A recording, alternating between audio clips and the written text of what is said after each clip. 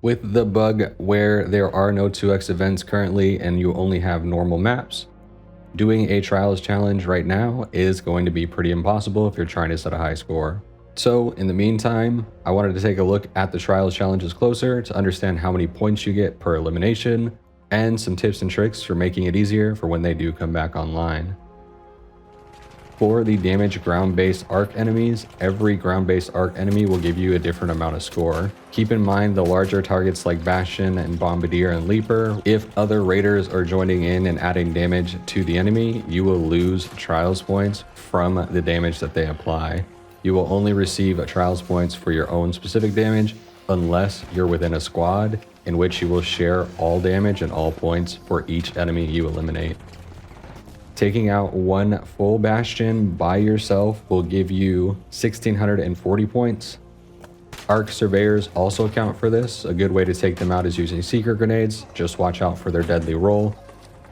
Taking out one Surveyor will give you 205 points. Pops can be found everywhere, and taking out a single pop on any map will give you 16 points. Leapers will also give you a good amount of points and are easily taken down with one Trailblazer.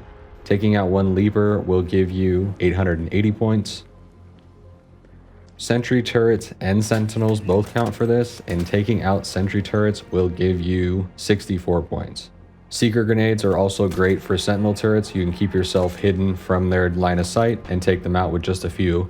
Taking out one sentinel turret will give you 240 points. Bombardiers will give you the most amount of points out of all the arc, with the exception of Queen and Matriarchs. Taking out one full Bombardier will give you 2,136 points. Taking out a Fireball will be the same as taking out a Pop, and you will get 16 total points.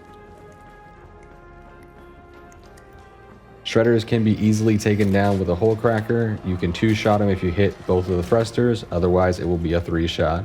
Shredders will award you with 308 points per elimination. And then finally, last and actually technically the least, ticks. Taking out a tick will reward you with 8 total points. Now moving on to the Damage Hornets trial. This one's unique as well, as if you don't cause the Hornet to explode with your own set of damage, you actually will not get rewarded with the full amount of points. So I recommend using a Hole Cracker. It makes it really easy to ensure that you get the full amount of points for taking out a Hornet. Taking out one Hornet will give you 380 points, and again, this is as long as you ensure that it is detonated or exploded by your damage. So even if it falls on the ground like that after you take out 2 thrusters, you will get the full 380 points. But if you clip 2 of the thrusters and let it fall to the ground and it doesn't explode, then it starts to take its own self-damage and will reduce your total potential for points. So in this case, with a Hornet on the ground for quite some time, doing a bunch of self-damage to itself, I ended up losing about 120 points and only walked away with 243 for this specific elimination. So for that trial, make sure you are taking them out with explosions or at least in the air. Alright, so a couple of tips for delivering the field crates. When you come to pick one up, I actually recommend using a stamina shot right away. That way you have a 10 full seconds where you can use your sprint and not be limited by your stamina being drained. This will let you get to the supply depot a lot quicker.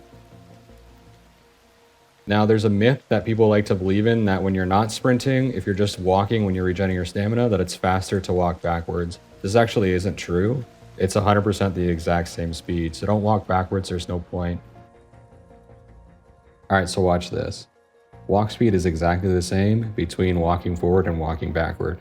Starting at the same place and walking to the same endpoint, I get there at the exact same time between the 2 different walk types. So there is absolutely no point in walking backwards. Just walk forwards and sprint if you have stamina to do so. Now when you come to supply depot, you can tell if it's been used or not. And if it's been used, that means your amount of crates that you can actually go find is limited. There might not be any around that supply depot because somebody's gotten them all, or at the very least one is missing. So watch, once I turn this in and then I loot this, just grab all this random stuff that I don't really care about. Now that door panel slides open, and when it's open like that, you know that somebody's used it before you. So that's a good indicator as to whether or not you should even stick with a supply depot that you're at. Most supply depots have at least 2 crates that you can find around it, but sometimes I've found 3. I don't know if there can be 4, but I've definitely found up to 3 around a supply depot. So yeah, here's another one right here that I could go turn in. For open arc probes, both of these types of probes count. The standing ones count and the down ones count. You'll find the down ones on electromagnetic storms in way more volume than you will in normal events, but both of these count. And even though this one will give you a lot more containers that you can search, you only get these search points for searching at one time. So let's take a look at my score right now. It'll be 0, and then go ahead and search 1. I actually do need some of this stuff, so let me grab it real quick. And now I'll get the points for having searched, but as I continue to search this probe, I won't get multiple points. So now I'll check again. Still just that 667, and then here as well. So just keep that in mind. You only need to tap one of these containers when you open this.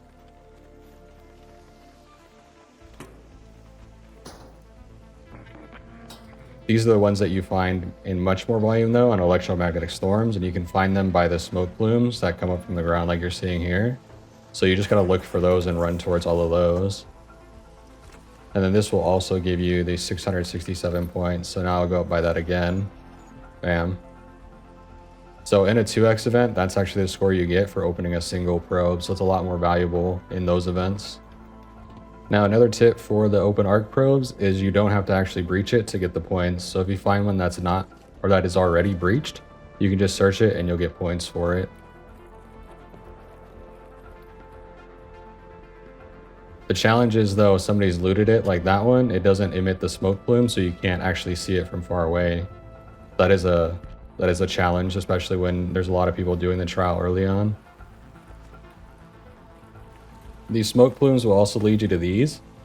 These are arc couriers, and these actually do not count for the challenge. So there you go. That should give you a jump start on this week's challenges when the maps come back online and the 2x events return. I hope at least some of these were helpful and maybe helped you learn a little bit more about trials. If I happen to have missed anything or you have other tips that you want to share, feel free to use the comments on this video. That's going to be it for me today, y'all. Thanks for watching.